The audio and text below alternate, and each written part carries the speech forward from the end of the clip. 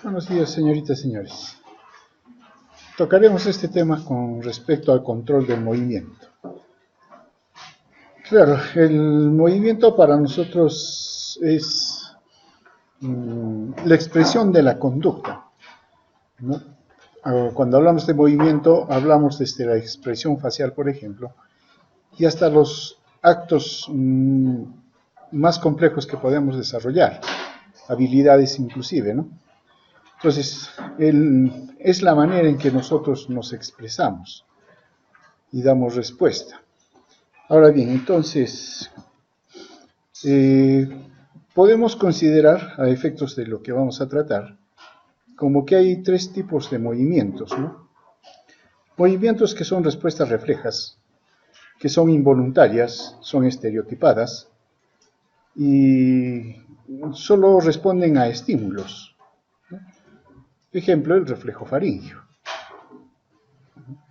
Claro que este reflejo responde también a un estímulo y es un mecanismo de defensa que tiene, que sobre todo en vías respiratorias se desarrolla para poder eliminar algo que estuviera obstruyendo dentro de la faringe en este caso, ¿no? Sería una de las razones. Hay otras más. Hay movimientos que son patrones motores rítmicos, que son repetitivos. También por sí mismos seríamos estereotipados y tienen gran automaticidad, ¿no? Pero requieren del control voluntario para iniciarse y finalizar.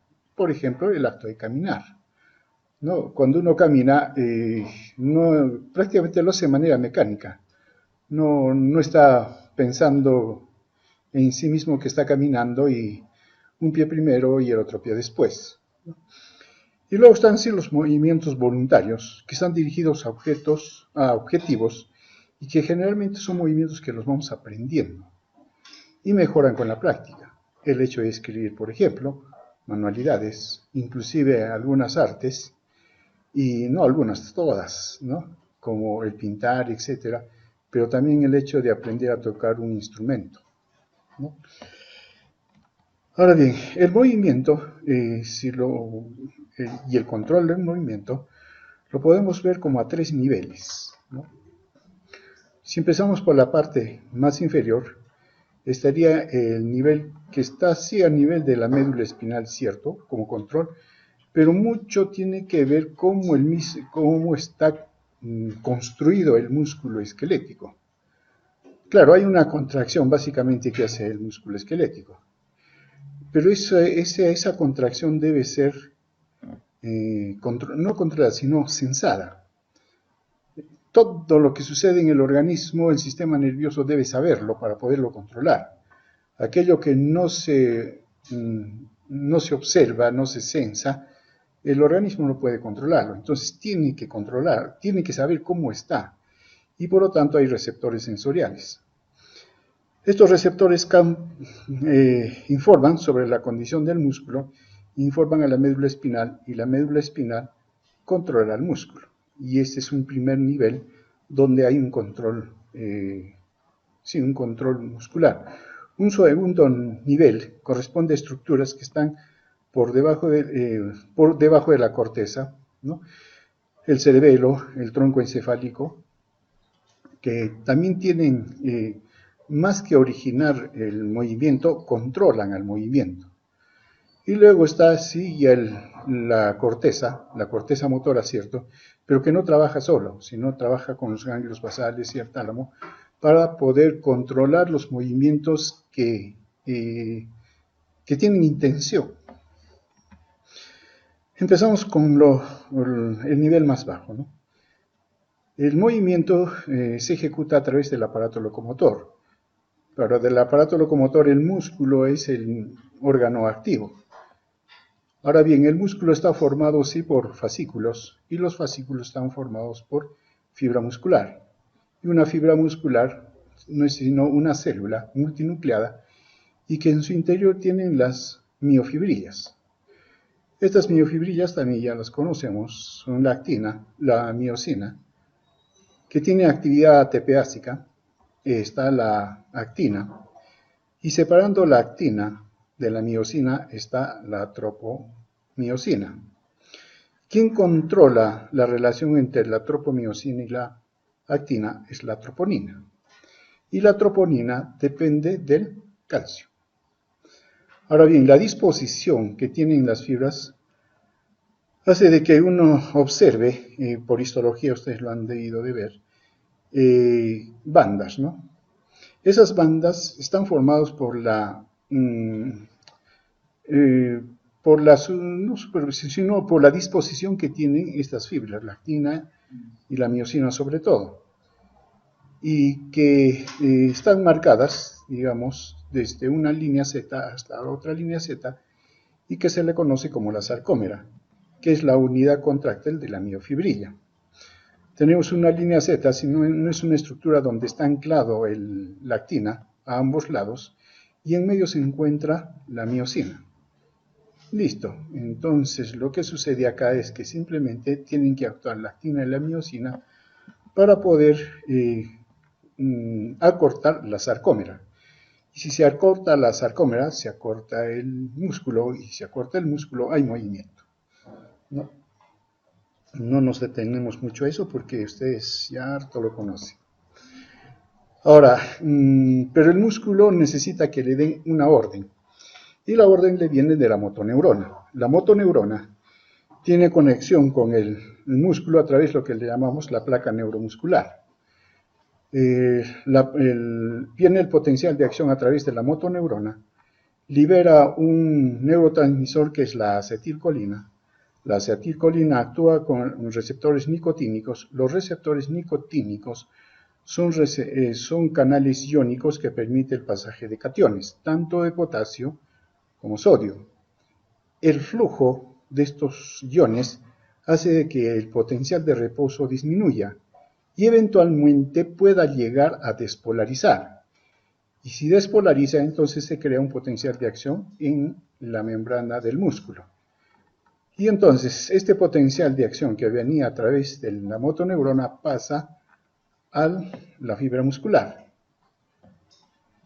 La estructura que tiene el músculo, la sarcómera y el sarcoplasma, sobre todo el sarcoplasma, o su membrana, tiene una distribución tal que sí, tiene una hendidura que le permite llegar hasta el nivel profundo, donde tiene contacto con el retículo sarcoplásmico.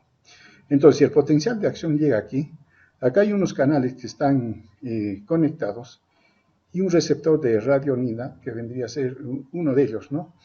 Eso hace que se libere el calcio.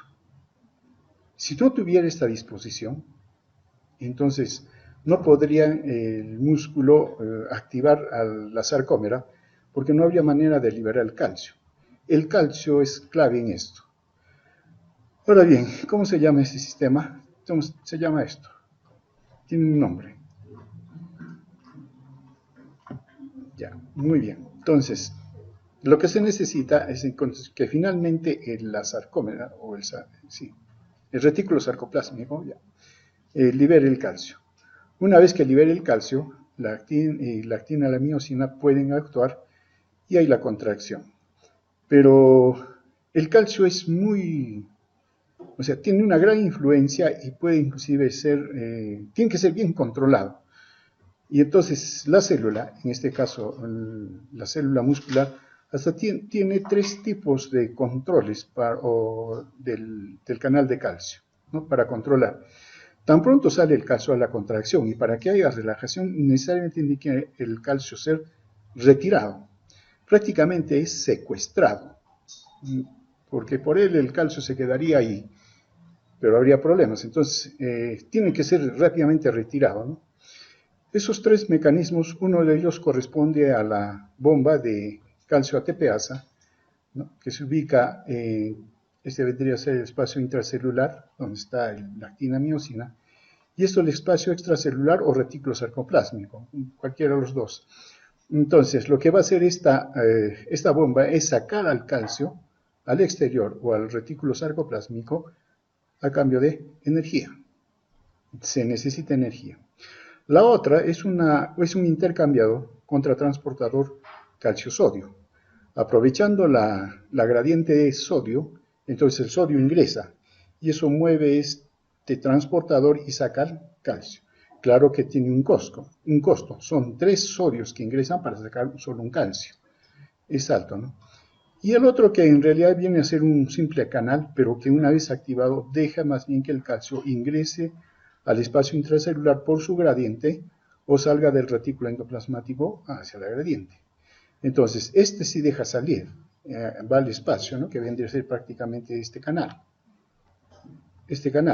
Y más bien los otros dos los sacan o los retiran, los secuestran para efectos de que ya deje de actuar y se pueda ver la relajación.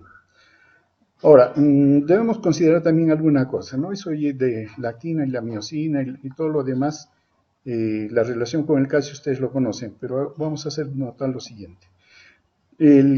La miosina sí tiene actividad ATPásica y eso permite entonces que una vez que toca la actina, con la actina pueda desplazarse o desplaza la actina, ¿no?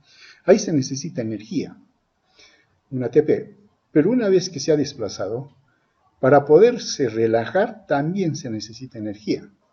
Entonces, las dos fases, la contracción y la relajación, requieren de energía. No es que se acaba el ATP y, bueno, como ya no hay ATP y se relaja, no. Sino quedan unidos y para romperse, para esa unión y relajarse, se necesita otro ATP también. Listo. Ahora, viendo en secuencia. Como mencionamos, el potencial de acción viene a través de la motoneurona, hay un potencial de acción. Esto pasa a través de la placa neuromuscular a la membrana celular del músculo, entonces también hay otro potencial de acción, se transmite. Pero si ustedes ven, hay una diferencia bien ligera de tiempo. Ahora bien, una vez que se ha dado el potencial de acción, esto ocurre, se libera calcio y después de un potencial de acción que corre a través de la membrana, viene la contracción. Una contracción, una fase de contracción y una fase de relajación, ¿no? Entonces, después de un potencial de acción en la membrana, hay una contracción. Bien, ahora bien, los potenciales de acción que corren por la membrana van a hacer de que el músculo se contraiga, cierto. Pero, por ejemplo, si hay un potencial de acción solo, sigue una contracción y hay una relajación. Pero si las descargas son mucho más frecuentes, entonces puede suceder de que hay sí una contracción, pero no da tiempo para que se relaje. Y entonces si hay otro estímulo, un potencial de acción, va a haber una contracción. O sea, se va a seguir contrayendo. Y entonces lo que vamos a tener es lo que se llama un fenómeno de escalera. Dependiendo entonces de la frecuencia de descarga de estímulos, va a haber, si es lo suficientemente, la frecuencia es muy baja, entonces va a dar tiempo a que se contraiga. Pero si no, entonces lo que va a suceder es que el músculo se va a ir contrayendo y la fuerza de contracción va a ser mayor, no dando tiempo a la fibra muscular a que relaje. Y puede en una frecuencia tan alta que ya no relaja. Y eso le llamamos tétanos. Unos le llaman tetanización. Es que el término se presta para 3 cosas, aparte de la infección, que es el tétanos, ¿no? Pero también cursa con el mismo fenómeno, ¿no? Está la tetanización, ¿no? Entonces, tiene 3 connotaciones ese término, pero igualito nos entendemos. Ya, lo que tenemos entonces, una primera condición. Ahora lees la puerta, por favor. Una primera condición. La fuerza de contracción muscular, ¿de qué va a depender? De la descarga neuronal, de la frecuencia de descarga. Entonces, esto va a determinar la fuerza de contracción. Esa es una, posteriormente vamos a ver otras, ¿no? Entonces, si hay un incremento de la descarga, la contracción muscular va a ser más intensa y puede llegar a ser hasta la tetanización. Ahora bien, veamos algunas cosas. Claro, acá hay, por ejemplo, una frecuencia tan alta que lleva fenómeno de escalera y luego la tetanización, ¿no? Ahora bien,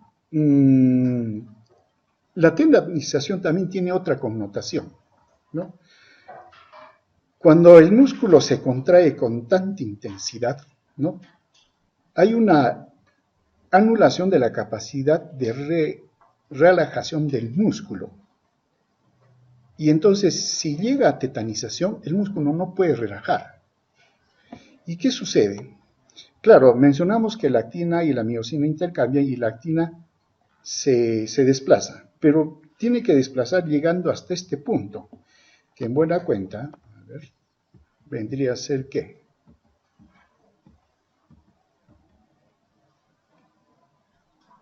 La zona H, o también conocida como, sí, la zona H. Y hasta esa zona puede llegar a contraerse, hasta aquí. Pero si la intensidad, el estímulo sigue insistiendo para que se contraiga, entonces lo que va a suceder a su vez es que las fibras de actina se van a superponer. Y se superpone, sí, la sarcómera se contrae mucho más, pero en este estado el músculo no puede relajarse, no se relaja. Y lo que hay que hacer es más bien estirar.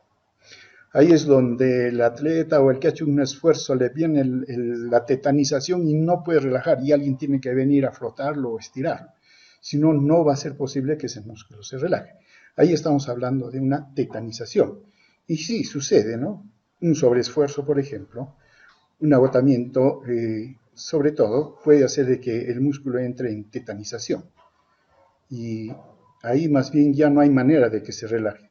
El problema es que las fibras de actina se han superpuesto. Ahora bien, entonces, la tetanización entonces es una contracción sostenida del músculo, ¿no? Claro, está interviniendo el calcio y también hay un problema, el calcio no es retirado por el estímulo o por agotamiento de energía, como eso sucede cuando hay sobreesfuerzo, ¿no? Uno, digamos, va haciendo esfuerzo, hay acidosis, y la acidosis es la que puede causar esta tetanización también. Ahora bien, hay otra condición, el rigor mortis. Claro, cuando la persona fallece, a las 6 horas aproximadamente, la persona entra en rigor mortis. ¿Por qué? Por lo que mencionamos anteriormente, para que se relaje el músculo se necesita energía. No hay energía. Por eso que se vuelve rígido. Pasado un tiempo, todo el aparato, la miosina y la actina, más bien se destruyen, caen. Y entonces ahí viene ya la relajación, ¿no? Que ya no vendría a ser relajación, ¿cómo le llamaríamos? Relajados son ustedes.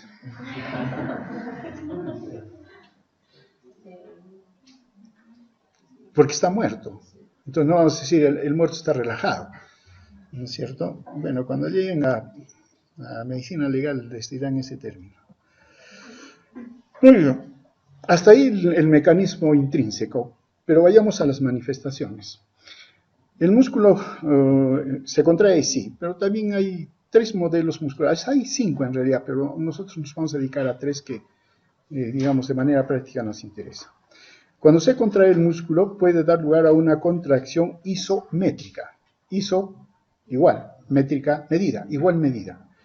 Si tomamos en cuenta la fuerza, y acá tenemos longitud, entonces aquí vemos que sí ha habido una contracción, pero miren, la fuerza ha aumentado, pero la longitud del músculo no ha aumentado, no ha disminuido.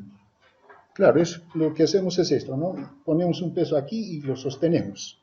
El músculo bíceps está contraído, pero no disminuye el tamaño, queda ahí. Y podemos estar haciéndole fuerza y ahí queda. Entonces, ahí se está haciendo una contracción isométrica. La otra forma es la contracción isotónica, ¿no? En la contracción isotónica, iso igual, tono igual. El tono, la fuerza, no cambia. Pero sí hay un acortamiento de la fibra o del músculo. Y es lo que sucede cuando agarramos un peso y hace esto el músculo. Está aplicando la misma fuerza, es decir, por decir, le ponemos 5 kilos. Entonces 5 kilos de fuerza que tiene que hacer. Entonces los 5 kilos los levanta y el músculo se contrae. pero es la misma fuerza que está haciendo, no ha aumentado, ¿no? Y eso se le llama la contracción. Y la contracción axotónica, que vendría a ser la combinación de los dos, ¿no? En ambos casos, ahí sí hay contracción del músculo, hay disminución de su longitud, pero también hay aumento de la fuerza muscular. Eso es cuando queremos vencer una resistencia que está aumentando, ¿no? Entonces, aumenta la resistencia y hacemos más fuerza y desplazamos, ¿no? Entonces, ahí hay dos tipos de contracción. Muy bien. Ahora, ya, muy bien. Ahora sabemos cómo se contrae, tipos de contracción y todo lo demás. Pero el sistema nervioso debe controlar esa contracción. Entonces, debe haber una organización para la contracción muscular. Y la contracción muscular, fisiológicamente hablando, se trata considerando a la unidad motora. Una unidad motora es una motoneurona y el número de fibras musculares que esa motoneurona inerva. ¿No? Esa es la unidad motora. Ahora bien, esta unidad motora, claro, puede variar. Y puede variar por la tasa de inervación. Puede ser que la tasa de inervación sea baja, lo que implica entonces que una motoneurona inerva pocas fibras musculares. Claro, entonces, como es una motoneurona que inerva pocas fibras, esto le permite al sistema nervioso graduar de manera más fina la fuerza total del músculo. Y esto este tipo de inervación se da sobre todo en los órganos o músculos donde se necesitan movimientos finos. O sea, necesita mayor control. Y si la tasa de inervación es alta, eso significa que muchas fibras musculares son inervadas por una motoneurona, entonces allí hay menor capacidad de graduar la fuerza muscular. Y generalmente esto sucede en caso de músculos que tienen movimientos gruesos. Como ejemplos, ¿qué tenemos? Por ejemplo, tenemos los músculos extraoculares. Su tasa de inervación es de 10 fibras. En caso de los músculos de la mano, su tasa de inervación es de 100 fibras. Y el músculo gastrocnemio, su tasa de inervación es 2000 fibras. Claro, y acá uno se da cuenta rápidamente. ¿Quiénes realizan movimientos mucho más finos? Los extraoculares, claro. ¿Por qué? Con eso movemos la vista, ¿no? Y la mano también. Mientras que el gastrocnemio, ¿dónde está el gastrocnemio? ¿Dónde está el gastrocnemio? El sóleo y los gemelos. Es un complejo, ¿no? Y prácticamente está sostenido su tono muscular de tal manera que nosotros nos podemos mantener de pie, ¿no? Mantiene un tono, más que tono, una contracción. Si esto cae, nosotros caemos. El famoso tendón de Aquiles, ¿no? Entonces, ahora, los músculos del dorso, por ejemplo, cuando ustedes han hecho disección, ¿han encontrado los nervios de los músculos del dorso? Para empezar, ¿han hecho disección de esa parte? Usualmente no se hace eso. No se encuentran, no se les puede ver porque los nervios son bien finos y se escapan, pero ustedes han hecho la disección de la cavidad orbicular. Ejemplo, el tercer par craneal. Ese nervio es grueso. Y uno ve el nervio grueso y el músculo, comparativamente con el músculo dorsal, el músculo extraocular, son bastante pequeños, pero tienen una fibra, una motoneurona bastante, o un nervio motor bastante grueso. Es por esa relación que estamos mencionando. Por otro lado, claro, estamos acostumbrados a hablar el músculo está ahí, el músculo. Muy bien, pero resulta que los músculos tienen hasta 3 tipos de fibras musculares. Claro, y son denominados de diferente manera, ¿no? Están las fibras de primer tipo, también conocidas como fatigables rápidas, conocidas como tipo 2B, como fibras rápidas, y que este tipo de fibras caracterizan al músculo blanco. Ahora bien, hablando histológicamente, sus somas son grandes, se fatigan rápidamente debido a que su metabolismo es anaeróbico, no tienen mucha resistencia. Su contracción que producen es una contracción y relajación rápidas, momentáneas. Listo, no hay más, ¿no? Generan mayor fuerza ciertamente en una sacudida. Su nivel de activación más bien es alto. O sea, las motoneuronas tienen que estimularlos bastantes como para que puedan activarse.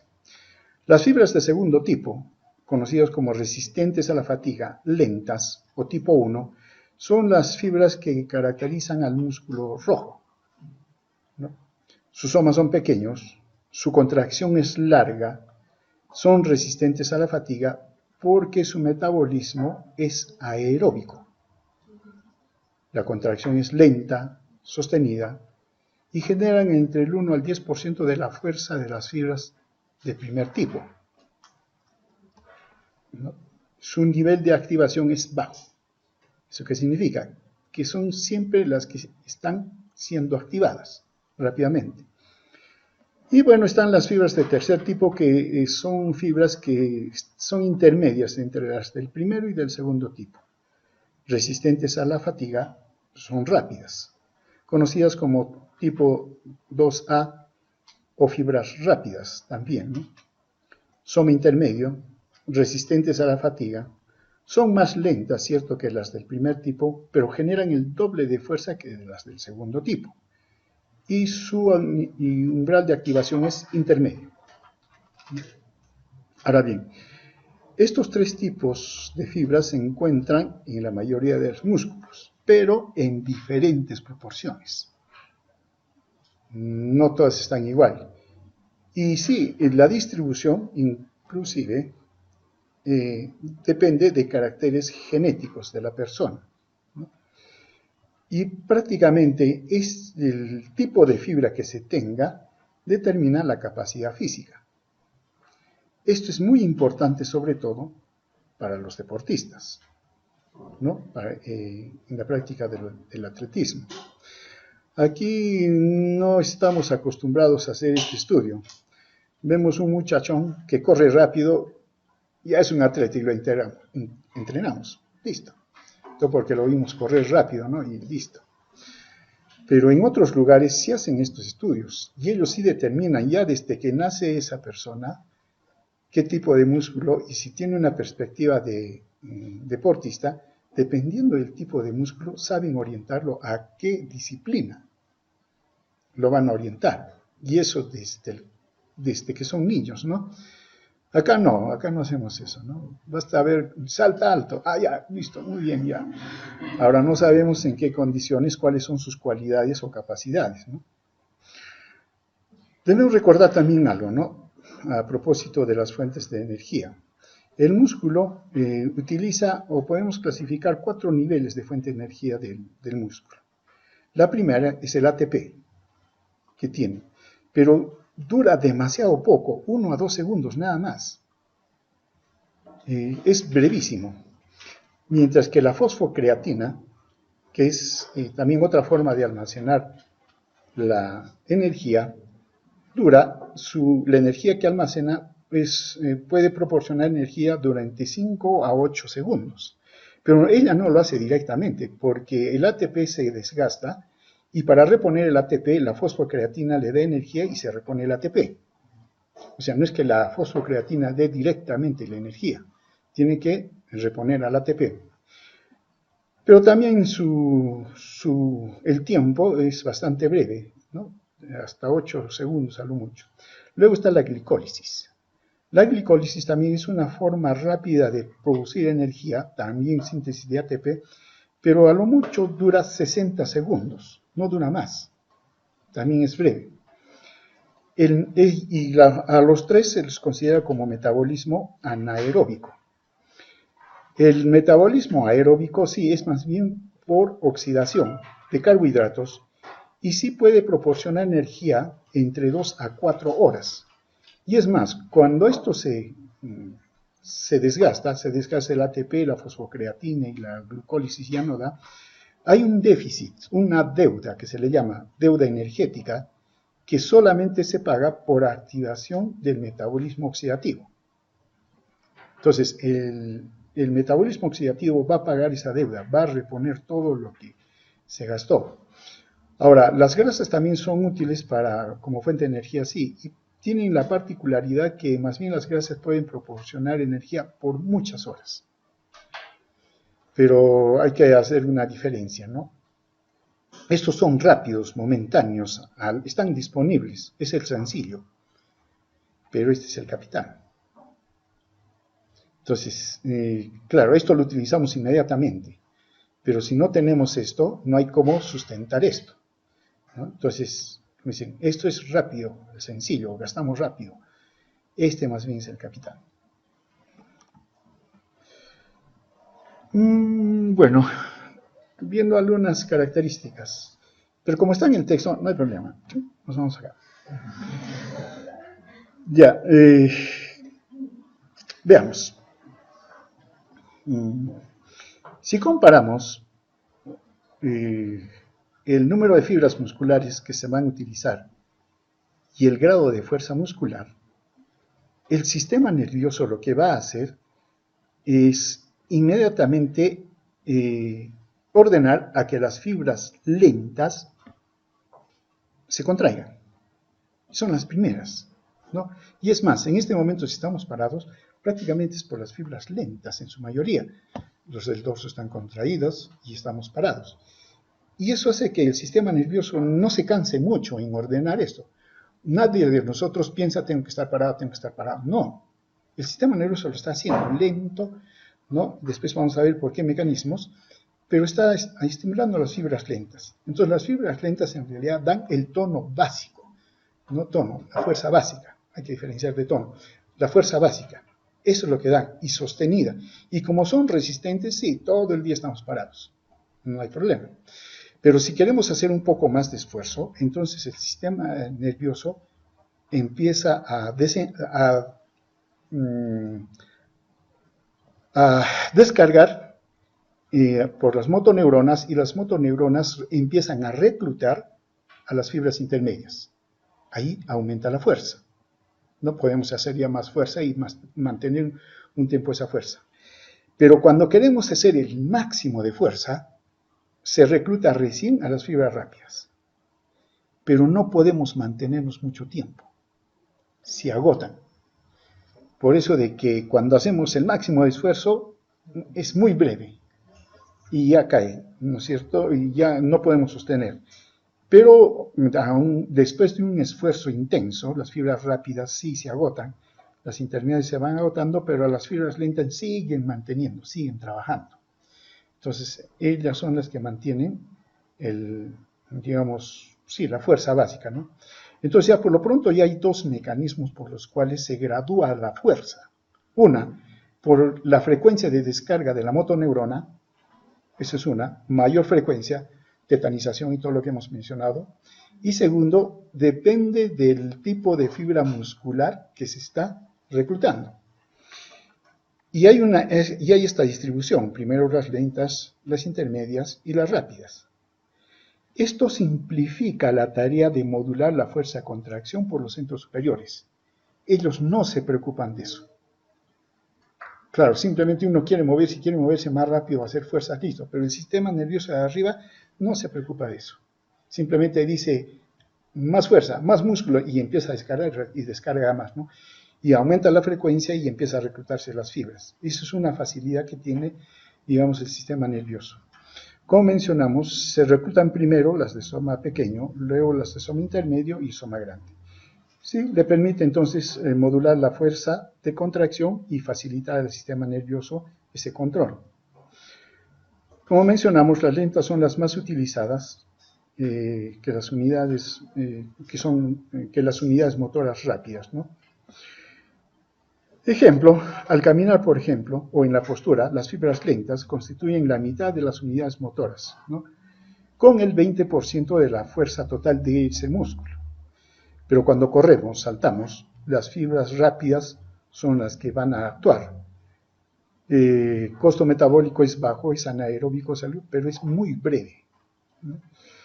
Y claro, Y eso hay que tomar en cuenta, como mencionamos, si tomamos en cuenta el atletismo, porque es bien difícil que tengamos atletas que puedan ganar en 100 metros planos.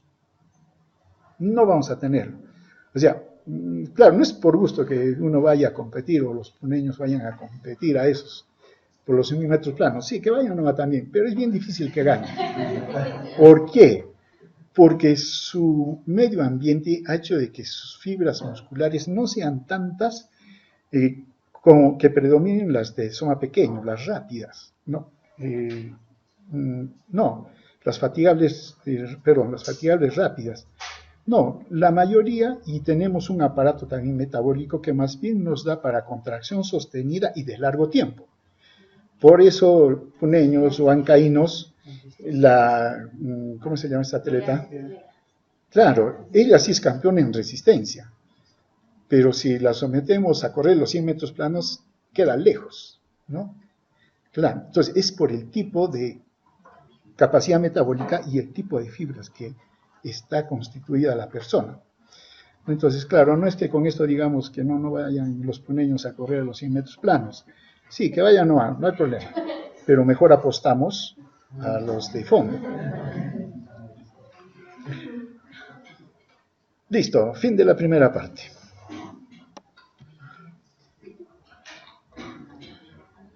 Si hay una primera parte, hay una segunda parte.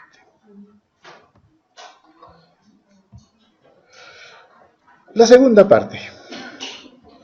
Claro. Tenemos que llegar a un nivel. Revisamos lo que era el músculo, ahora nos vamos a la médula espinal. Claro, hay un control espinal del sistema motor que por extensión también lo hacemos hacia el tronco encefálico. ¿Por qué? Porque en el tronco encefálico hay núcleos que controlan los músculos faciales, pero que actúan de la misma manera que actúa la médula espinal para su control, solo que la distribución anatómica es diferente. Ahí hablamos de núcleos sensitivos, núcleos motores, mientras que en la médula hablamos de asta motora, asta sensitiva, ¿no? Ya, pero el principio es el mismo, solo que la distribución anatómica está modificada. Entonces, lo que mencionamos acá como médula se extiende también al tronco encefálico para el control motor. Ahora bien, el control motor o el control del músculo se realiza a través de dos motoneuronas, la alfa y las gamma, que vendrían a ser las vías eferentes que van hacia el músculo, ¿no? Pero, como mencionamos, necesita información y por lo tanto necesita las fibras sensitivas. Y tenemos dos tipos de fibras sensitivas básicamente. Las de tipo 1A, que se originan en el uso muscular y por lo tanto el uso muscular viene a ser el órgano receptor para ver la condición de la fibra muscular, y el órgano de Golgi. El uso muscular se encuentra en el músculo, el órgano de Golgi se encuentra en tendón, ¿no? Entonces ya uno también empieza a deducir ¿qué informa el uso muscular? Longitud, mientras que el órgano de Golgi informa tensión, fuerza. Ahora, entonces, todavía viéndolo de otra manera, pero para especificar un arco reflejo, se necesita un estímulo captado por un receptor, la motoneurona aferente lleva hacia el centro de integración, en este caso la médula espinal, acá se integra, necesitamos una vía eferente que es la vía motora para el órgano efector que es el músculo, ¿no? Ahora bien, dependiendo, eso después lo vamos a ver el reflejo. El reflejo que da lugar a esta estructura es un reflejo automático, inconsciente, pero también predecible, ¿no? Tiene un valor de supervivencia para dar respuestas rápidas que en su mayoría son inconscientes, ¿no? Hay que salvarse y punto, ¿no? Y después ya preguntamos por qué. Ahora, la conexión entre la vía aferente y eferente puede ser directa, pero muchas veces está mediado por interneuronas. Ahora, son las interneuronas, y dependiendo del número de las interneuronas, es que ese movimiento va a ser mucho más lento, sí, pero también mucho más controlado y mucho más complejo. Tenemos tres tipos de reflejos: el reflejo miotático, el reflejo tendinoso y el reflejo flexor. El reflejo miotático, el receptor es el uso neuromuscular. Su estímulo es por estiramiento muscular y la respuesta es contracción. El reflejo tendinoso, el órgano de Golgi es el receptor, el estímulo es estiramiento del tendón, ¿no? Por la contracción muscular, hace tensión, y la respuesta más bien es relajar al músculo. Ahora, el reflejo flexor es más bien a través de receptores a nivel periférico, piel por ejemplo. El estímulo puede ser táctil, doloroso, ¿no? Inclusive temperatura, y la respuesta es una contracción de los músculos flexores, ¿no? Hacemos esta retirada, ¿no? Muy bien, veamos con las fibras sensitivas. Las fibras sensitivas, mencionamos que por lo menos están las de 1A, ¿no? O conocidas como A-alfa. Y están también las del órgano de Golgi. Entonces, acá estas serían las 1A, ¿no? Y acá es los aparatos de Golgi. Llegan a la médula, hacen conexión con las motoneuronas, con las dos motoneuronas. Las motoneuronas alfa inervan las fibras musculares extrafusales. Se acaba la batería, terminamos la clase, no hay problema. Entonces, ¿qué tenemos? Que son las que controlan la contracción propiamente del músculo. ¿Listo? Mientras que las motoneuronas gamma inervan las fibras musculares intrafusales, las que informan. Y esas no tienen participación en crear la fuerza muscular, pero sí en informar. Muy bien, simplemente para recordar la disposición. Acá están las fibras extrafusales, que es la fibra muscular propiamente dicha, y acá está la fibra intrafusal. De la fibra intrafusal de la parte intermedia se originan las fibras nerviosas sensitivas. ¿Qué tipo? 1A. Claro, 1A, ¿listo? Pero también es cierto que las fibras musculares, o los usos musculares, las fibras intrafusales, sus extremos son contráctiles, ¿no? Y ahí es donde viene la fibra o la motoneurona alfa-gamma. Alfa-gamma.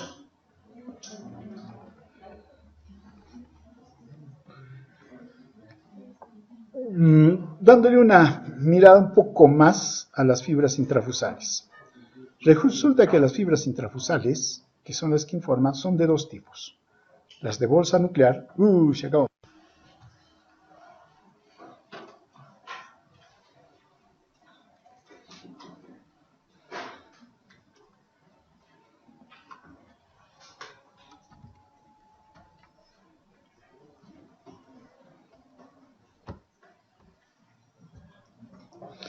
Ya, retomando entonces. Las fibras intrafusales son de dos tipos. Las de bolsa nuclear y las de cadena nuclear. Las de bolsa nuclear, como vemos acá, son mucho más grandes, ¿no? Y se llaman así porque su centro está ampliado, ¿no? Mientras que las fibras de cadena nuclear más bien no tienen esa ampliación y son más cortas, ¿no? Claro, inclusive de las de fibra de bolsa nuclear hay dos tipos. Las tipo 1 o dinámicas y las tipo 2 o estáticas, que son más largas, ¿no? Las bolsas nuclear, la de cadena nuclear más bien son más cortas, sin dilatación. Sus núcleos están dispuestos uno tras de otro. Sí son más numerosas en los músculos, ¿no? Y hay varias por uso muscular. Veamos algunas diferencias. Claro, son las fibras intrafusales, tenemos las dos. De ellas se originan axones sensoriales mielinizados. 1A de la cadena nuclear, conocido como terminal sensorial primario. De la bolsa nuclear están las dinámicas y las estáticas. De las dinámicas está el 1A también, que también son terminales sensoriales primarios, y 1A también de las estáticas, pero el tipo 2 también, y son primarios y secundarios. Entonces, finalmente, ¿qué tenemos? Terminales sensoriales primarios y secundarios. Pero miren, acá hay diferencias, ¿no? Los primarios informan longitud y velocidad de cambio de longitud en el músculo, y son bastante sensibles, y por lo tanto informan velocidad de movimiento. Mientras que los secundarios informan sobre la longitud estática del músculo e informan entonces la condición estática del músculo. Ese músculo que aparentemente no se mueve, pero está ahí. El hecho de que un músculo no se mueva, mejor no se contraiga, no significa que no está funcionando, está funcionando. Para términos fisiológicos, el estático, el que no se mueve, es también actividad. No, solamente quien no se mueve, el cadáver, ese sí no se mueve. Muy bien, ahora, esto va a dar lugar también a reflejos. El reflejo dinámico de estiramiento, que da lugar que por un evento de estiramiento brusco del músculo, hay cambio de longitud, se estimulan las terminales sensoriales primarias, ¿no? Y elevan su descarga. El estático, el movimiento estático, la longitud está, claro, el evento es una longitud estática que no cambia el músculo. Esto es elevado por los terminales sensoriales secundarios y tiene una baja tasa de descarga. Dicho de otra manera, ¿no? Si es que hay un movimiento, los terminales sensoriales primarios van a descargar más rápidamente. Mientras que cuando estamos en reposo, la tasa de descarga es baja, y eso lo hacen más bien las terminales sensoriales secundarias. Los dos están informando simultáneamente entonces. Ahora bien, veamos cómo funciona esto, ¿no? El uso muscular informa cuando se estira, cuando hay estiramiento. Pero uno piensa, el músculo no actúa por estiramiento, sino por contracción. Entonces, ¿cómo es que el uso muscular puede informar la contracción? Claro, acá como que habría una contradicción. Entonces, para eso es necesario de que sí, las dos fibras, la extrafusal y la intrafusal, estén inervados. Claro, la fibra extrafusal está inervada por la motoneurona alfa, y es la que ordena que se contrae, porque se necesita el movimiento, etc.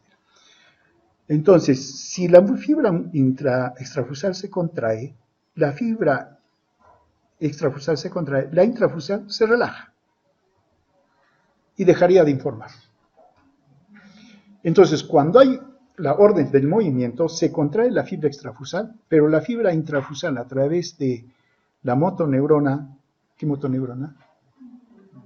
Gamma, también se contrae, y se contrae los extremos. Contrae los extremos. De tal manera que aunque haya contracción de la fibra extrafusal, la fibra intrafusal va a seguir informando sobre estiramiento porque se contrajo sus extremos y el del medio sí se está siendo tensado.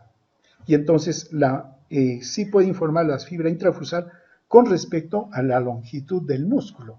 Ha variado. Y como este se ha contraído, este también, entonces la información es mayor. Informa que ha habido contracción. Ese es su mecanismo con el que actúa. Eso nosotros lo podemos utilizar o verificar a través de los reflejos tendinosos, ¿no? Por ejemplo, el reflejo patelar. Claro, se pone en posición la persona y golpeamos el tendón. ¿Cómo se llama este tendón? El tendón rotuliano.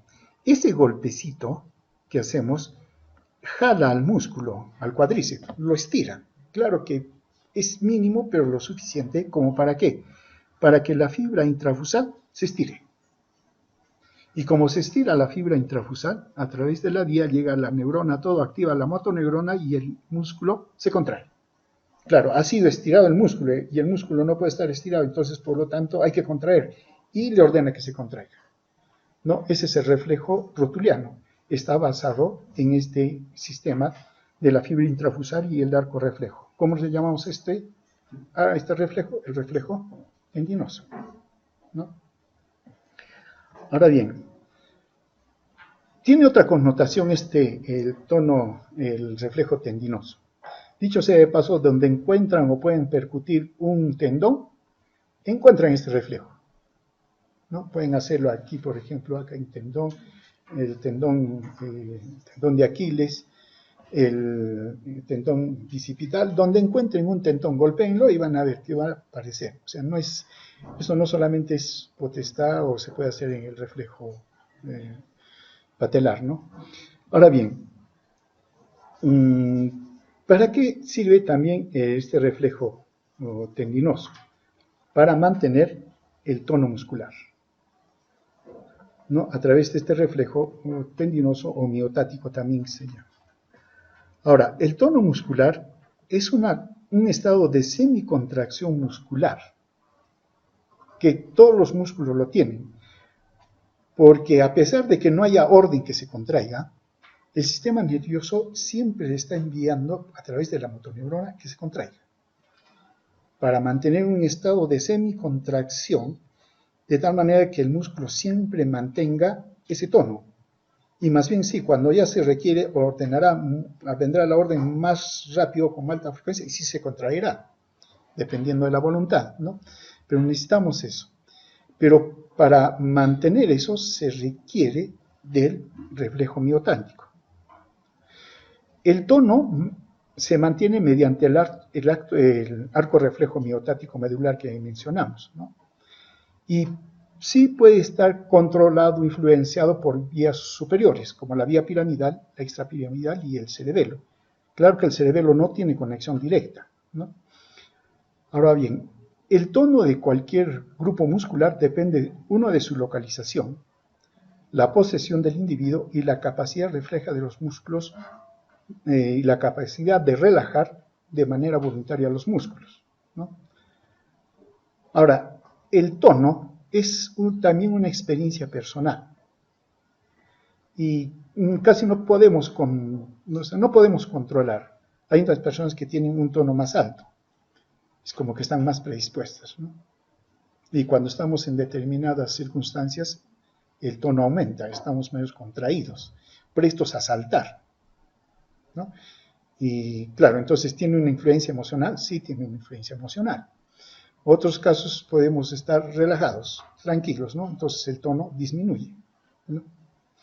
Pero de todas maneras, el tono sirve para mantener la postura. Ahora bien, ese estado de semicontracción que se mantiene a través de mantener este arco reflejo puede ser modulado desde niveles superiores. Y claro, si tomamos en cuenta esos niveles superiores, consideramos el efecto que tienen. El más sería, facilita el tono miotático, el reflejo miotático, y el menos inhibe. La corteza motora, claro, tiene de los dos, ¿no? Pero dependiendo también quién está descargando de manera predominante, sean los ganglios basales o el área inhibitoria reticular, eso lo vamos a ver más adelante. Está la corteza motora primaria y la corteza motora suplementaria. Los ganglios basales, pero ellos no actúan directamente sobre esta estructura, sino a través de la corteza, o sea, salen desde aquí. El cerebelo inhibe el reflejo miotático, aunque no tanto, ¿eh? Ya, después también lo veremos. Se proyecta hacia áreas inhibitorias de la sustancia reticular y su lesión en caso del cerebelo, por ejemplo, da lugar a hipotonía. Sí, eso sí es cierto. El núcleo rojo sí más bien es inhibitorio y él sí se proyecta a las motoneuronas alfa y gamma. Inhibe. ¿Eso qué significa? ¿Que aumente el tono o disminuye el tono? Disminuye el tono, pero tiene su territorio, no es en todo.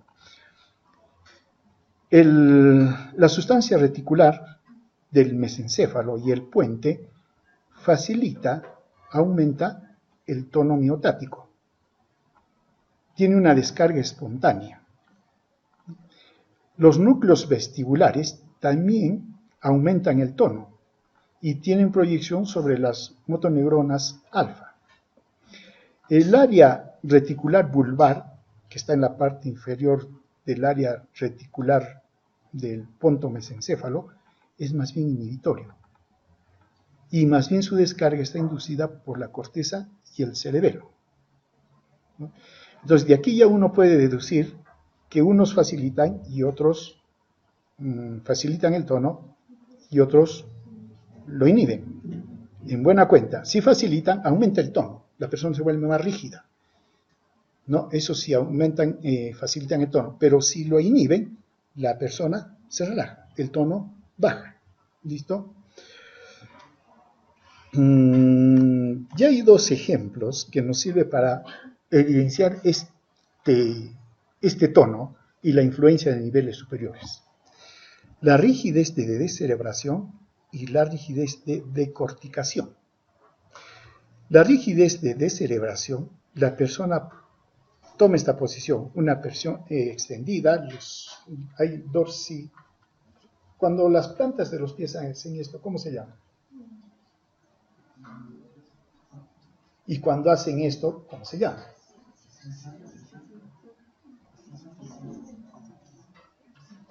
¿Cómo se llama? ¿Cómo se llama cuando el pie hace esto? Y cuando el pie hace esto, ¿cómo se llama?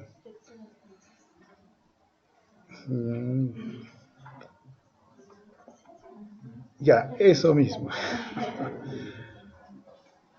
Cuando hay rigidez de descerebración, las plantas de los pies hacen esto, ¿no? La persona se pone en posición extendida, extiende los miembros inferiores, extiende los miembros superiores, hace esto. ¿Esto es qué? Pronación, ¿no? Y se contraen los músculos. Entonces, y hace una extensión, se queda en esta posición, ¿no? La rigidez de decorticación es lo mismo, solo que los bracitos hacen esto. Los miembros superiores hacen esto. Es la única diferencia, ¿no? Ahora bien, veamos, ¿qué sucede en la rigidez de descerebración?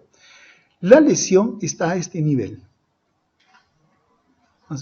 Podemos decir, sí, estaría en mesencéfalo, inclusive un poquito más puede ser, pero está a nivel del mesencéfalo. Si está a nivel del mesencéfalo, la lesión, toda la influencia que tienen los centros superiores hacia el tono queda bloqueada.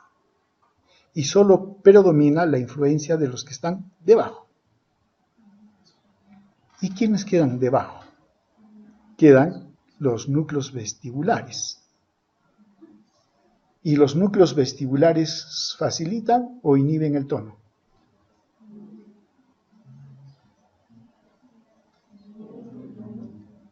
Facilitan. Por eso es que la persona se vuelve rígida. Y ya, más adelante. ¿Y qué más hay? El tono de facilitación que tienen los núcleos vestibulares es mucho más intenso que la sustancia reticular vulvar, que más bien lo inhibe. Entonces predomina el tono extensor. Listo, muy bien. Entonces aumenta el tono. La persona es más rígida. Una cosa más aquí tenemos que agregar. Nosotros somos animales bípedos. Podemos, y de hecho caminamos en dos pies. ¿Listo? Si el sistema nervioso tendría que destinar un órgano para que siempre estemos de pie, porque eso implica que los músculos del dorso, los glúteos mayores, el cuádriceps y el gastrocnemio, ellos siempre deben estar contraídos. Si uno de ellos no funciona, nos caemos. Entonces, si el cerebro en la corteza, en el área motora, destinaría motoras o neuronas para mantener eso, sería un problema para la corteza motora. Entonces, se ha evitado ese problema y ha diseñado en nuestro control motor que se haga cargo eso un nivel inferior. Los núcleos vestibulares son uno de ellos. Entonces, los núcleos vestibulares están diseñados para mantenernos de pie, hacer esto. Para eso están diseñados. Entonces, nuestro diseño de movimiento es que estemos así. Esa es nuestra posición. Y si queremos hacer algo, tenemos que romper eso. Y para eso están los otros centros. En realidad, es al revés de lo que uno pensaría, ¿no? ¿Qué controla en la corteza motora? El movimiento, cierto. No controla la parte básica que es la extensión. No la controla. Se lo ha dejado a los núcleos vestibulares. Y eso nos permite entonces que nuestro diseño básico de movimiento sea ese, rígido de pie, como tablas. Queremos hacer algo, se tiene que romper eso. Y entonces hay otros centros que sí lo rompen. El núcleo rojo, por ejemplo, para el caso de la parte de la cintura escapular. Rompe ese diseño, entonces sí podemos mover, ¿no? No es que se esté pensando primero acá y luego recién hacemos esto, no, más bien esto está ya está diseñado así, y entonces esto se mueve. Esa es la otra connotación que se tiene, ¿no? Con respecto a estos núcleos. Ahora, ¿cuál es la diferencia con la rigidez de descerebración? La rigidez de descerebración resulta a un nivel mucho más alto, ¿no? Y cuando es un nivel mucho más alto, sí están los reflejos o la sustancia reticular del mesencéfalo, ¿no? Sí, del mesencéfalo, que estimulan, sí, también son estimulantes, pero también participa los del núcleo rojo. Entonces, lo demás sí va a permanecer rígido, pero la parte superior, donde está ya participando el núcleo rojo, permite que esto se haga así. Se rompe esta extensión, ¿no? Por la influencia del nivel superior, entre ellos el núcleo rojo. Entonces la persona hace eso.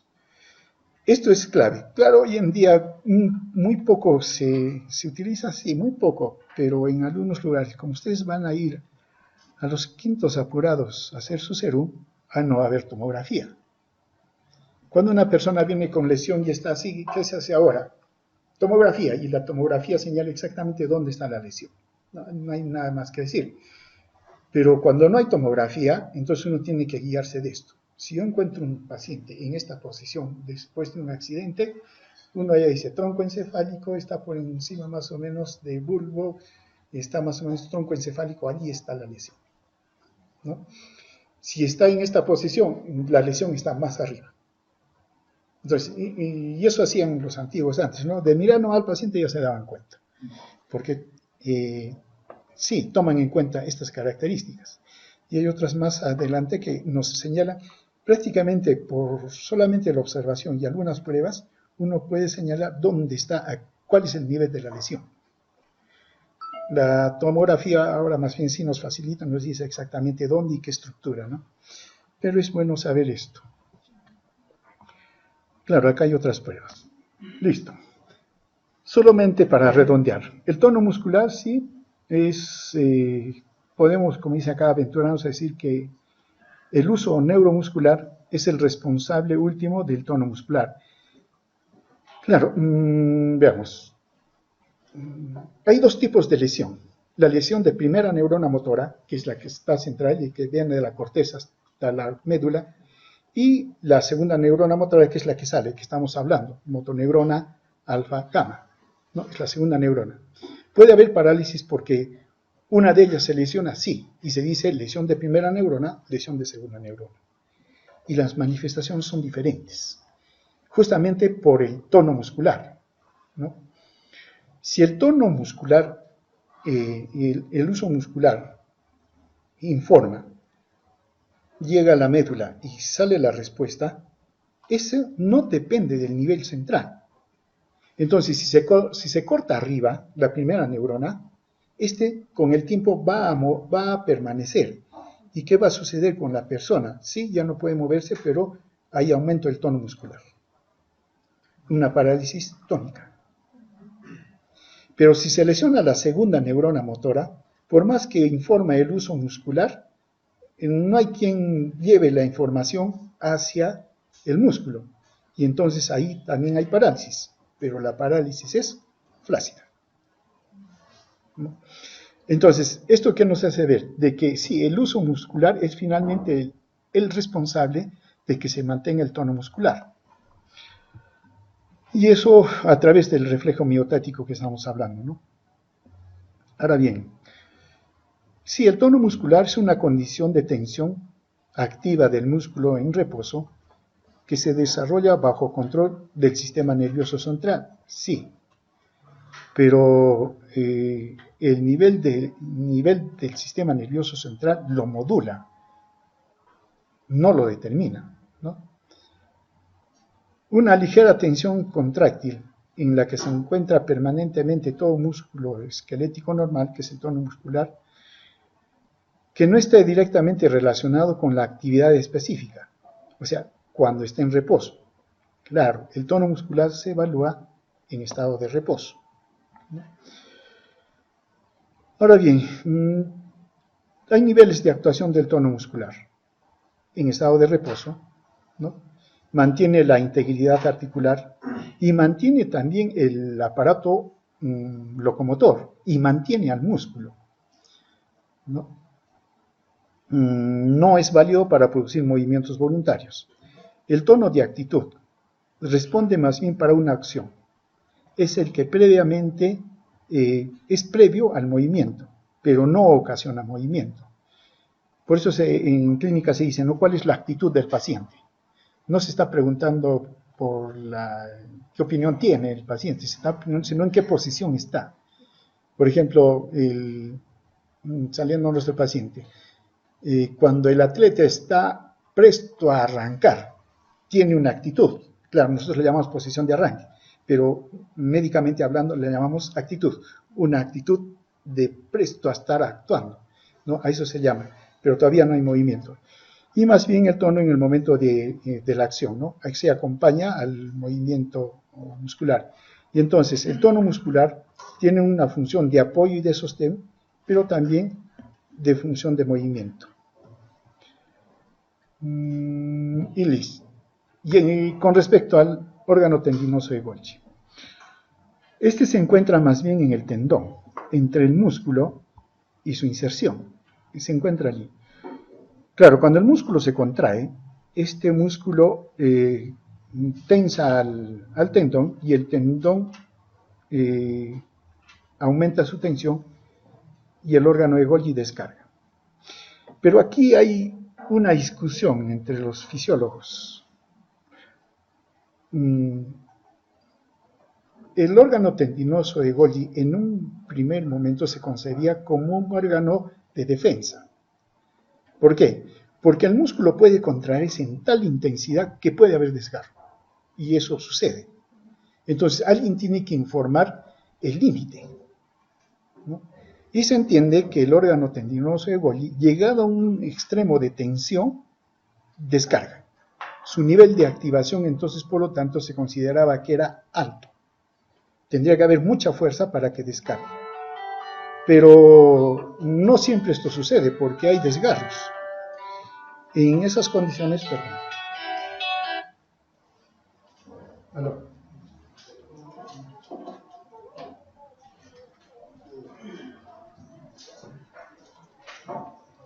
Ya.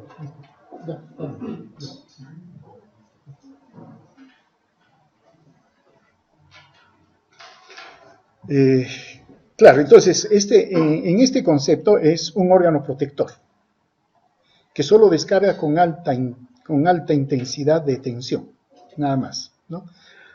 Ahora bien, pero hoy en día se ve que no es tanto así, sino que sí el órgano tendinoso de Golgi sí informa tensión continuamente, ¿no? Y ahí está la discusión actualmente con respecto al órgano tendinoso de Golgi, pero de que tiene un papel, sí, porque cuando el órgano tendinoso de Golgi se estimula, entonces el músculo cae y se evita entonces un daño al músculo o el desgarro, etc., ¿no? Entonces, de tal manera que sí viene a ser un órgano de protección, pero si interviene informando solo en un momento muy intenso o informa continuamente, ¿no? Entonces, ahí está la discusión en este momento con respecto al órgano tendinoso de Golgi. Bueno, es el reflejo tendinoso y listo. Hasta aquí la segunda parte.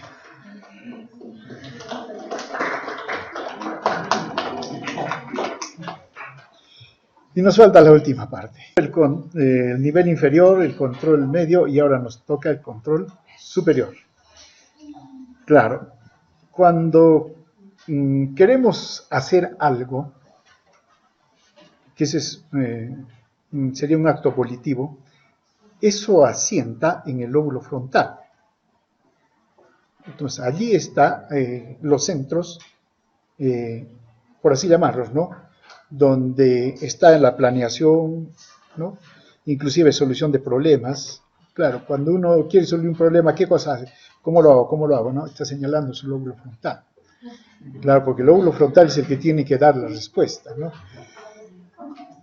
Los que hacen eso más bien son los ciegos. Claro, entonces, hay que tomar la decisión, ¿no? Y por lo tanto, el lóbulo frontal genera respuestas voluntarias. Con esas respuestas voluntarias, regula la conducta, regula emociones, todo eso, pero eso a través de algo que hacemos, y eso es movimiento. Claro, para empezar, la corteza motora, siempre hablamos, pero generalmente solo de esta, que viene a ser la corteza motora primaria. Pero también está la corteza motora suplementaria y la corteza premotora, ¿no? Esta también es más conocida, ¿no? Pero de la suplementaria generalmente no nos ocupamos, ¿no? Si hablamos del área 4, que vendría a ser el área presental o área motora o córtex motor primario, de aquí están ubicados las motoneuronas, los cuerpos neuronales, y sus proyecciones son las que bajan a través de la cápsula interna y todo lo demás, pero aquí están ellas. Ahora bien, aquí se encuentran sí estas neuronas, y en una distribución y proporción que es el homúnculo motor que conocemos, ¿no? Y claro, de aquí se origina la primera neurona motora, ¿no? Pero resulta que en la corteza motora, cuando se estimula una neurona, no da lugar a un movimiento, mejor a una contracción de un músculo, no, sino a patrones de movimiento. Entonces, sí es cierto, hay una distribución tonotópica, todo lo que ustedes quieran, pero cuando una de ellas descarga, no descarga para un músculo en particular, descarga para un motor, para un patrón motor, un engrama. Y entonces se realiza el movimiento, ¿no? Y también lo otro es que tiene de manera preferente control sobre los músculos de la mano y del habla. Aquí están los músculos de la expresión facial, ¿no? La mano. Y miren, el tronco es muy pequeño. Claro, porque también tiene control, ¿no? sobre estas zonas para el movimiento. Pero es muy poco lo que le dedica, porque no se preocupa que el tronco siempre esté en extensión. No, eso ya lo ha dejado a niveles inferiores, ¿no?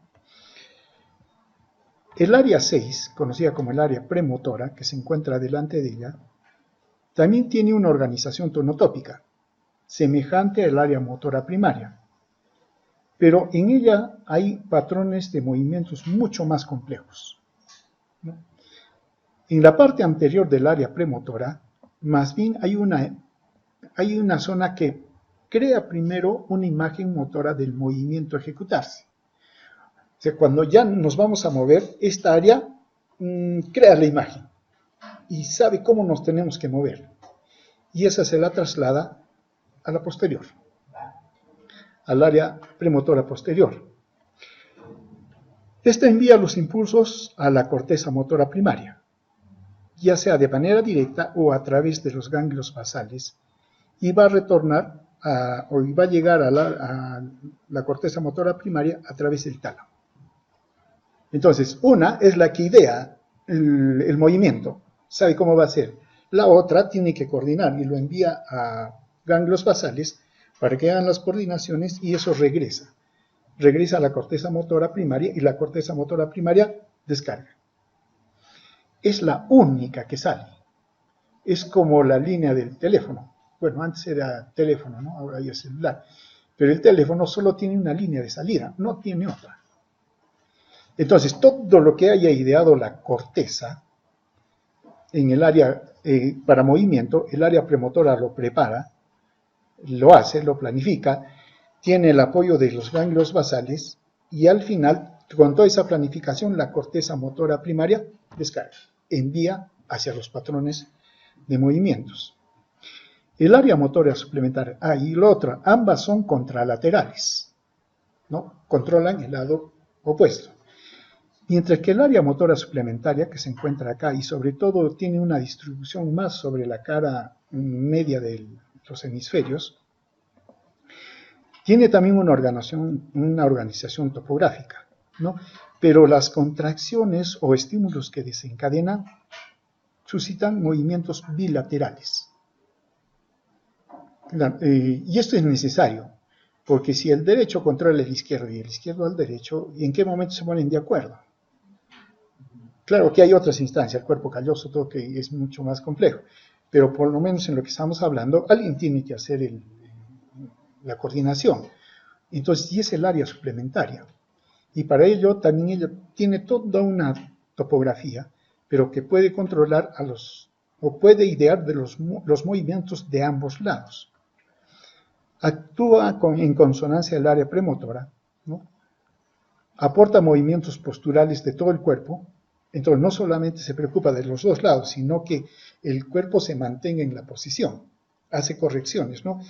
Entonces, ¿qué resulta? Que si bien, como ejemplo, el núcleo vestibular nos pone en esta posición, pero el área motora suplementaria está controlando digamos, ese tono básico o función básica de los núcleos vestibulares, ¿no? Fija los diferentes segmentos corporales. Claro, si queremos extender la mano, alguien tiene que fijar esto.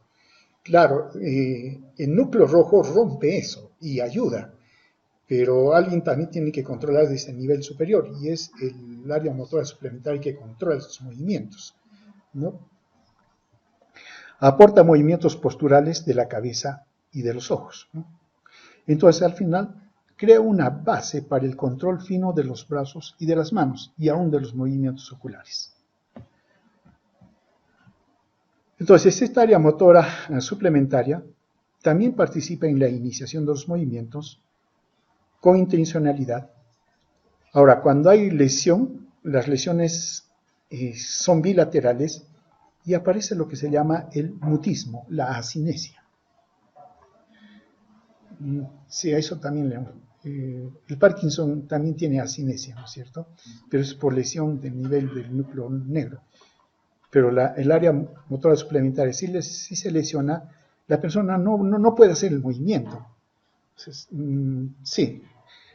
Ahora, hay otras zonas que también son motoras, como el área 44-45, como es el área de Broca, donde están ubicados los patrones patrones para los movimientos del aparato fonador. Y si nos damos cuenta, eso está prácticamente debajo y algunos le consideran dentro del área premotora, que tiene los diseños para hablar, que tiene los diseños para movernos. Y el hablar es movimiento muscular. Y entonces el área de Broca es un área especializada en esa planificación. Está el área 8, que está un poco más arriba, a esta altura más o menos, que tiene que ver con los movimientos de los ojos, pero movimientos conjugados. Y claro, nosotros nos movemos los ojos y los dos se mueven de manera conjugada, ¿no? Entonces, si se lo dejamos esto a la corteza primaria, motora primaria, y a la premotora, y cada una haría por su lado, ¿no? Alguien coordina. Sobre todo coordina los movimientos horizontales, estos. Porque los movimientos verticales cualquiera de los hemisferios lo puede hacer. Basta que quede uno solo y los dos harán esto, con uno solo. Pero cuando tratamos de hacer esto, no. Tienen que estar funcionando las dos áreas motoras, áreas 8, para que haya los movimientos conjugados horizontales. ¿Lo hacemos o no lo hacemos? Ya, miren, Estamos en el área 8, ¿ya? Corteza frontal. Si se desea mirar hacia aquel lado, vendría a ser hacia el lado contrario, el que tiene que intervenir es el hemisferio derecho. Si queremos mirar hacia el izquierdo, el derecho tiene que intervenir. Seguiremos el ejemplo. Eso hace de que de aquí bajen las motoneuronas hacia el tronco encefálico y claro, tienen que llegar a dos núcleos. El núcleo motor ocular común y el núcleo motor ocular externo. Claro, porque si queremos mirar para allá, el músculo recto interno de este ojo tiene que contraerse, mientras que del ojo contrario, el músculo ocular externo es el que se contrae. Porque si fueran los dos internos, entonces haríamos esto. Claro, entonces tiene que haber. Y para eso, ¿qué sucede?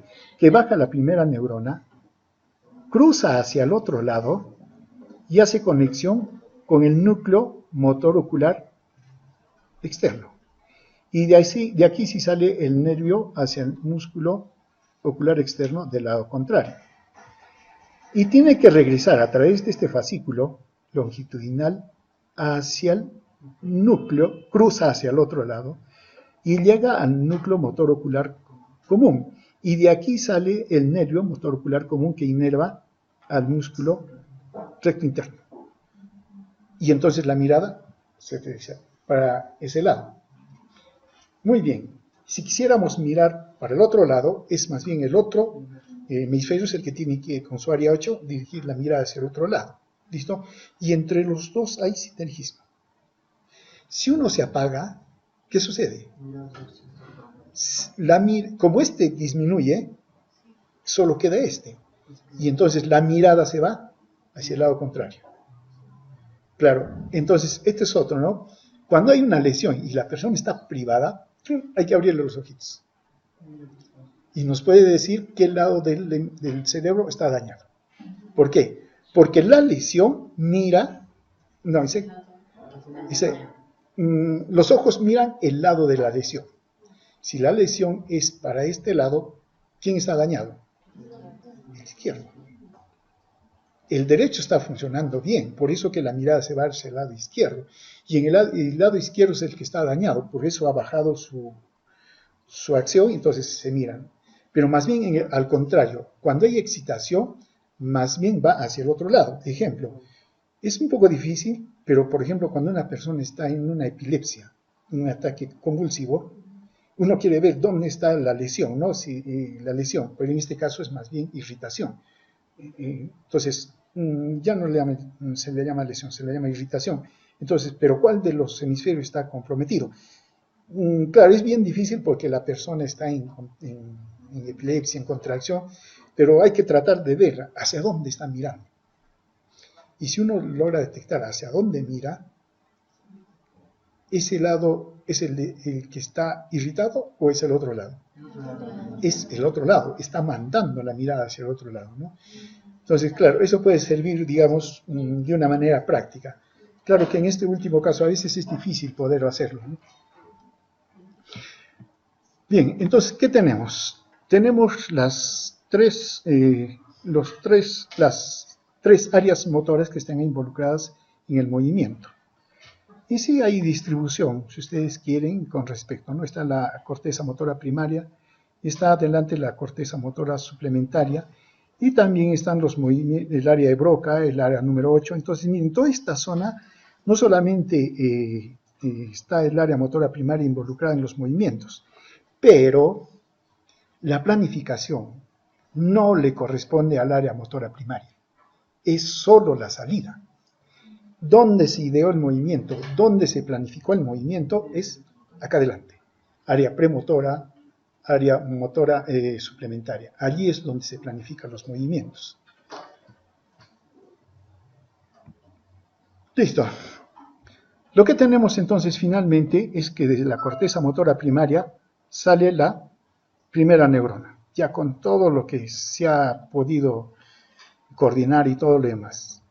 Y desciende a través de la cápsula interna, baja a tronco encefálico, y sí, todo este recorrido de la vía piramidal, ustedes ya lo conocen. Pero siempre hay detallitos que hay que considerar. Esta es la vía piramidal. Y la vía piramidal está formada por 3 fascículos. Usualmente solo consideramos al fascículo córtico-espinal como si fuera la vía piramidal, pero hay otros 2 más. Uno es el córtico nuclear. Es la misma, sí, es la misma, claro, es parte de la vía piramidal, pero que solo llega a los núcleos motores que están a nivel del tronco encefálico. ¿Y qué gobiernan ellos? Los músculos de la cabeza. ¿No? Ese es el haz córtico nuclear. Y el segundo es el haz córtico ponto cerebeloso. El cerebelo tiene que tener conocimiento de lo que está ordenando la corteza, para él hacer también sus ajustes.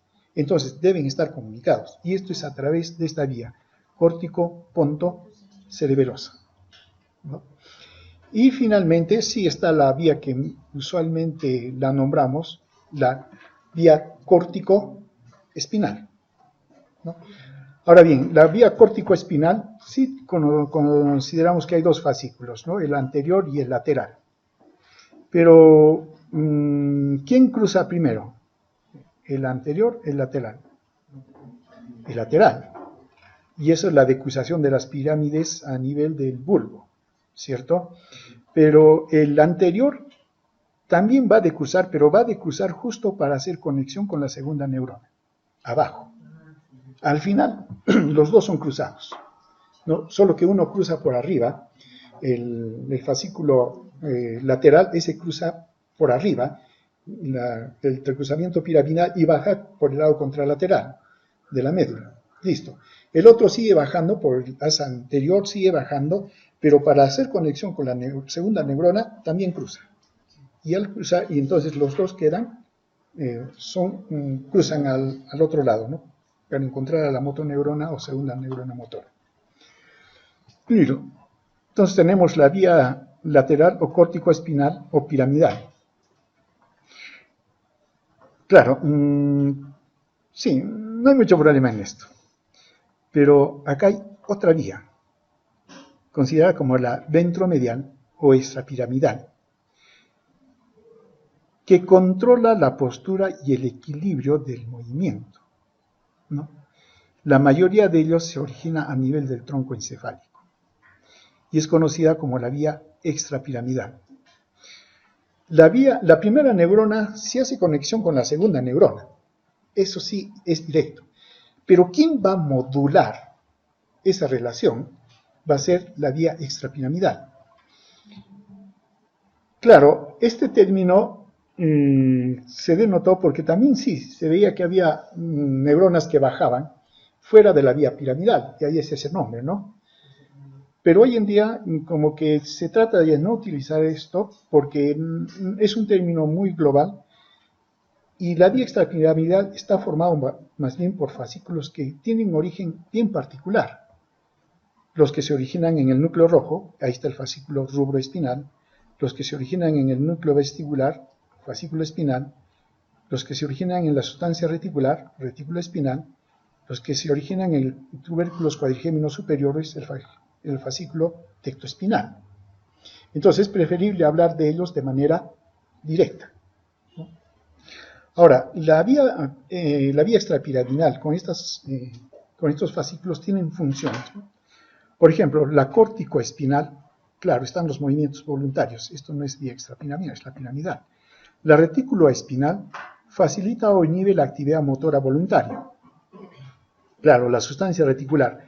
La sustancia reticular bulbar y mesencefálica y pontina facilita o inhibe el tono miotático. Lo facilita. La sustancia reticular bulbar más bien lo inhibe, ¿no? Entonces acá, por eso dice, facilita o inhibe la actividad motora voluntaria. La vía tectoespinal tiene que ver con los reflejos del movimiento postural, los reflejos visuales que determinan los movimientos posturales debido al control visual. Claro, nosotros somos animales visuales y mucho de lo que nos ubicamos en el mundo es por la visión, ¿no? Eso nos da. Y es más, cuando nos caemos, la vista busca un punto de referencia, lo ubica y da la información y en base a ese punto de referencia viene el reflejo. Si nos caemos, vemos el piso, las manos van, ¿no? Entonces, pero busca. Y es más, algunas personas pueden tener problemas en el equilibrio, pero que no se nota mientras ellos están con los ojos abiertos. Se le pide, cierra los ojos y uno nota así que se tambalea. Claro, ahí tienen problemas a nivel del cerebelo, ¿no? Pero cuando ellos están mirando, la vista corrige y los movimientos aparentemente pueden ser, digamos, normales, pero es por corrección visual, los reflejos visuales. Rubro espinal facilita la flexión e inhibición de los músculos extensores, pero solo tiene influencia sobre, en nuestro caso, sobre los miembros superiores. El vestíbulo espinal facilita la extensión, ¿no? Sí, uno de ellos sí también participa en los flexores, pero más que todo tiene que ver con los extensores y por lo tanto tiene que ver con el equilibrio. Ólivo espinal. Para algunos existe, para otros no existe. ¿Se acuerdan de la oliva? ¿Se acuerdan de la oliva? De la inferior por lo menos sí deben acordarse, porque es una estructura bien grande, pero hay otra superior, la oliva superior. Claro, entonces para algunos esta vía existe y otras no. Pero ¿en qué tiene que ver la oliva, la grande? No, la grande, la que sí existe, como estructura existe. Lo que está en discusión es la vía olivoespinal. Esa es otra cosa. Pero la oliva existe. ¿Y para qué sirve la oliva? ¿Cuál es su función?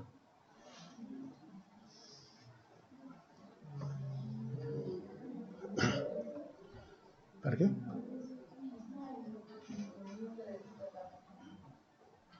Quinto par craneal. No. No está, no juega por ahí.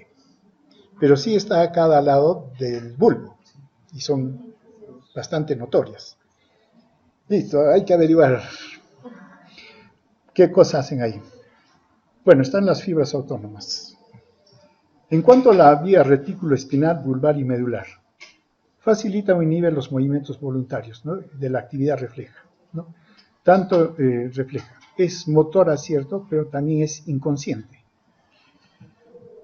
La tectoespinal, como mencionamos, tiene que ver con los movimientos posturales reflejos en respuesta a estímulos visuales. Es también motora y es inconsciente.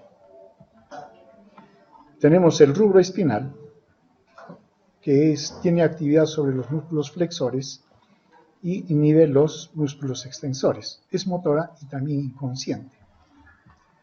La vestíbulo espinal inhibe la actividad de los músculos flexores, activa los músculos extensores, ¿no? Se relaciona con la actividad postural, ¿no?, que tiene que ver con el movimiento. Es también motora e inconsciente. Bueno, eso es lo mismo. Listo, nos detendremos aquí. Pero vamos a necesitar una media hora extra para terminar con esto. Sí, ya coordinamos.